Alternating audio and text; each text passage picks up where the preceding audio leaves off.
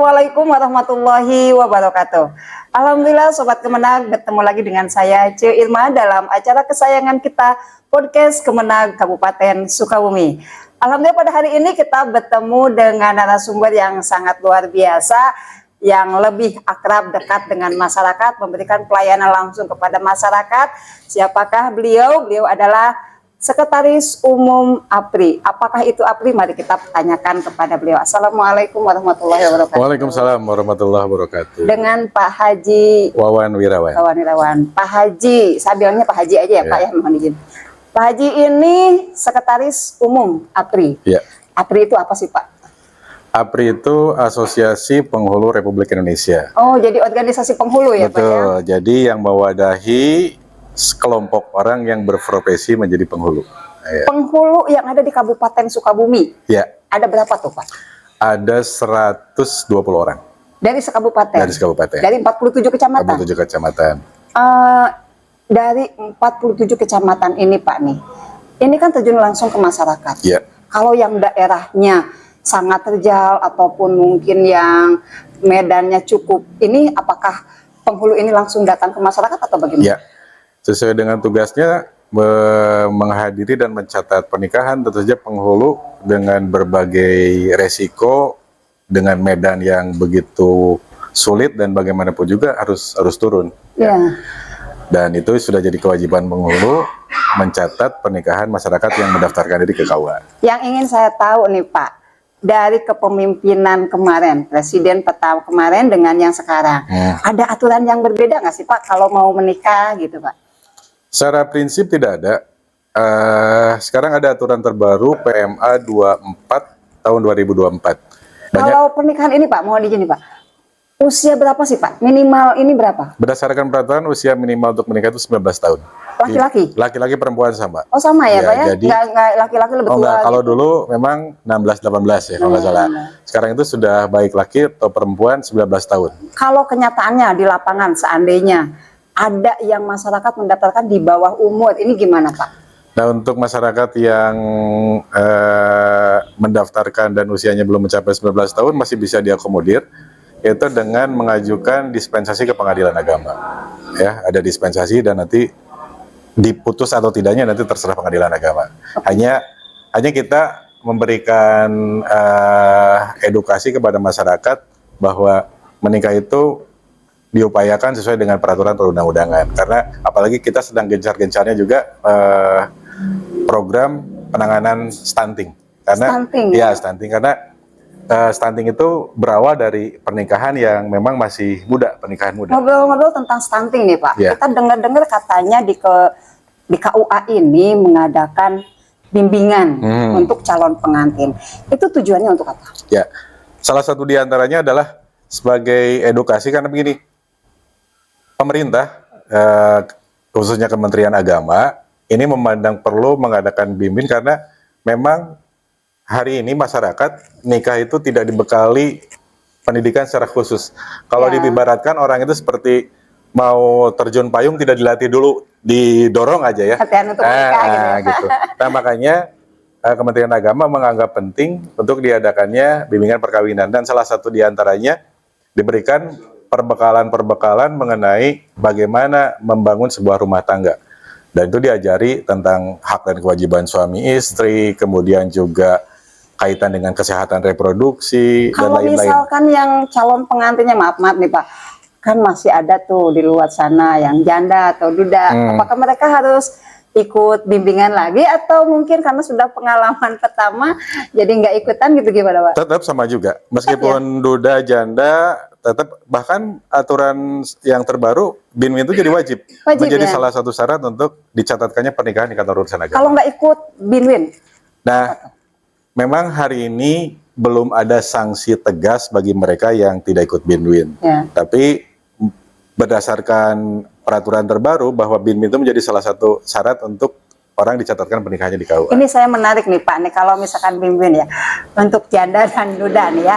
Ini kalau misalkan duda, jandanya nenek-nenek sama kakek-kakek mesti harus ikut juga? Ya, sebetulnya janda atau duda, kemudian nenek atau kakek kan orang itu kematangannya tidak dibatasi oleh usia. Betul, Ya. betul Ada banget. yang usianya muda, tapi kalau berpikirnya sudah dewasa. Dewasa, tapi ada juga yang tua, tapi Ya. pemikirannya Betul. anak-anak Ya. gitu ya. Bahkan Mungkin di ada- sini kayak Bang Gojali mungkin. Bahkan ada kan yang orang menganggap bahwa ada yang bercerai di usia pernikahannya sudah puluhan tahun, usianya sudah 60, 50, 60 tahun. Kalau kita pikirkan kenapa mesti bercerai? Udah tua, udah apa ya? Tapi kan karena memang orang kedewasaan berpikir tidak diukur oleh usia. Banyak orang yang rumah tangganya gagal. Salah satu pemicunya yang paling banyak ini Pak, apa nih Pak? Masalah ekonomi. Ekonomi. Ya? Masalah ekonomi. Hari ini yang paling tinggi masalah ekonomi. Bahkan di Sukabumi kebanyakan yang menggugat cerai itu dari perempuan. Perempuan. Ya, karena diantaranya ekonomi. Ya, kebanyakan. Nah, ini kan menarik ya Pak ya, kalau misalkan menggugat perempuan, itu boleh nggak Pak? Boleh. Nah, Selama gugatannya itu menurut hakim memenuhi syarat. karena tidak menafkahi. Tidak menafkahi. Kan di belakang itu ada, di buku nikah kan ada belakangnya, Ya. ada sigat Sigat taklik tali ya. gitu kan. Ada beberapa poin yang diantaranya kalau tidak memberi nafkah lahir batin sekian lamanya, kemudian istri tidak ridho dan boleh mengajukan ke pengadilan agama dan permintaannya dikabulkan, itu maka jatuh talak. Tapi kalau misalkan ini wanitanya solehah, walaupun tidak dinafkahi tapi tetap Ya itu lain persoalan. luar biasa berarti ya, hebat berarti ya. Nah Pak, ini kaitannya dengan pelayanan KUA selain daripada pernikahan, apakah cuma melayani pernikahan aja atau bagaimana nih Pak KUA Iya. itu? Nah, ada stereotip yang memang nempel di KUA. KUA Ya. itu ada yang menyatakan bahwa kantor urusan asmara ya. hanya untuk nikah saja. Ini untuk nikah saja. Padahal di KUA itu kalau yang PMA lama ada tusinya ada 10. Kalau 10. ada 10 tusi, kalau yang sekarang terbaru ada 8. Di antaranya selain mencatat pernikahan ada ngurusin tentang wakaf, kemudian juga manasik haji. Jadi kalau mau uang wakaf datang ke Dia ke KUA. KUA. Ya. Apalagi kemarin Menteri Agama sudah declare wakaf tunai ya ke depan.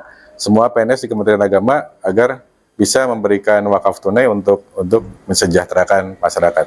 Bahkan kemarin waktu Bintek terakhir Pak Dirjen mengatakan bahwa KUA itu harus menjadi instrumen untuk pengentasan kemiskinan. Selain dari wakaf tadi apa Pak? Wakaf, haji, kemudian juga bimbingan syariah, ya, Bimbingan syariah itu seperti apa?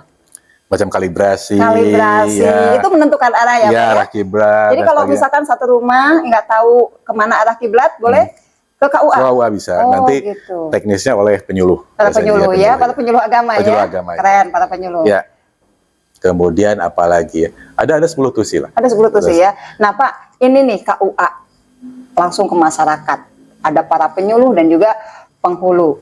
Dalam kinerjanya saling berkaitan atau bagaimana? Ya. Tentu saja semua stakeholder yang ada di KUA harus satu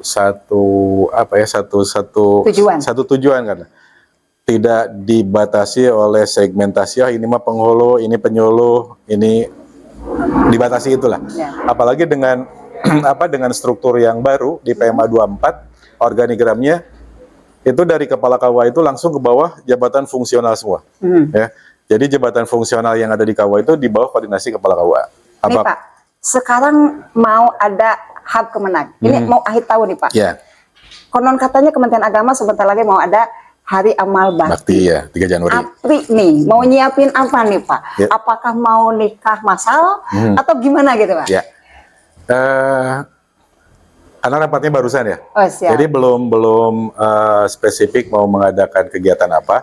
Karena memang seperti tahun kemarin di kecamatan itu diberikan wewenang langsung untuk mengadakan upacara di tiap-tiap kecamatan Oh, iya. mulai tahun kemarin. Jadi acaranya di kecamatan Di kecamatan. masing-masing. Di antaranya KUAS harus mengadakan upacara tersendiri dengan mengundang semua stakeholder Kementerian Agama yang ada di kecamatan itu. Pengawas, kemudian penyuluh dan sebagainya mengadakan upacara di sana. Jadi masyarakat lebih mengetahui Nah, itu. tentang Hari Amal Bakti Betul. Kementerian Agama. Betul. Ini lebih hebat ya. Ya. Jadi masyarakat lebih tahu kegiatan ke. Jadi lebih tahu, jangan sampai tidak tahu apa sih amal bakti Kementerian Agama itu. Tahun kemarin kita mulai kan di mana pembina upacaranya Pak Camat, Iya, betul. kemudian yang baca doanya dari MUI, kecamatan, sehingga tahu oh itu upacara ulang tahunnya Kemenag tanggal 3 Januari gitu. Oke. Salah satu Baik di antara. Bapak, ini terakhir sebelum kita closing, ada pesan dan kesan untuk masyarakat Ya, kaitannya dengan KUA. Oke. baik. Saya pesan kepada seluruh masyarakat, bagi yang akan melangsungkan pernikahan, yang akan mulai membangun rumah tangga, daftar sendiri langsung ke KUA. Jangan ya ke KUA saja, jangan lewat siapa-siapa. Apalagi kalau misalnya sekarang di zaman serba IT, orang bisa daftar online. Nanti sudah online-nya sudah masuk, tinggal fisiknya nanti dibawa ke KUA. Kemudian yang kedua juga waktunya hati-hati. Jangan sampai mepet nikah besok mau daftarnya hari ini, ya. Dan itu akan membuat sulit untuk semua juga. Minimal berapa lama? Itu 10 hari kerja. 10 Jadi hari. amannya 2 minggu sebelum itu harus sudah daftar. Sudah daftar Sudah daftar ya. di KUA, ya. Baik Bapak, terima kasih di tengah kesibukan Bapak. Barangkali hari ini juga Bapak sedang mengadakan kegiatan Ya, dengan sedang para Zoom. penghulu semuanya, tapi bisa menyempatkan hadir di acara kita, Siap. podcast Kemenag Kabupaten Sukabumi. Dan kami masih banyak penasaran hal-hal yang ingin ditanyakan kaitannya menikah dengan orang luar negeri atau ada mualaf yang ingin masuk Islam dan sebagainya. Insya Allah nanti mungkin kita semoga Bapak berkenan untuk bisa kembali Siap. di acara podcast. Ya. Terima kasih Bapak. Sama-sama. Ya. Baik, demikianlah perbincangan kita pada kesempatan kali ini dengan Sekretaris Umum APRI Kemenag Kabupaten Sukabumi, Bapak Haji Wawan Wirawan. Terima kasih. Assalamualaikum warahmatullahi wabarakatuh. Baik.